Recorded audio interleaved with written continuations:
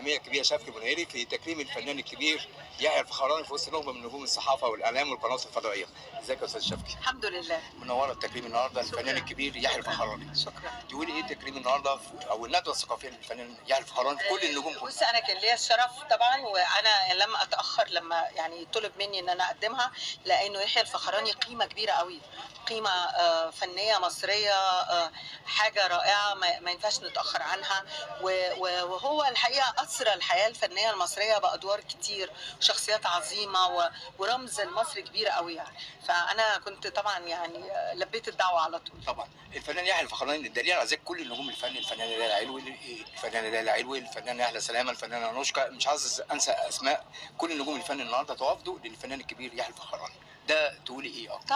طبعا ده، وكان في ناس اكتر، بس الحقيقه بالظبط يمكن كده. التنظيم كان السيستم صعب شويه. بالظبط كده. لكن طبعا فنان يحيى الفخراني محبوب جدا في الوسط الفني، وعمل ادوار كتير، كل ادواره ناجحه، مشواره الحقيقه مشرف وجميل، فطبيعي جدا يكون عنده كل هذا الاقبال، والناس كلها تبقى حابه تيجي تحضر يعني.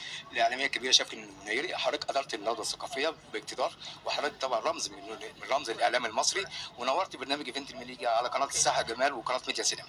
اشكركم.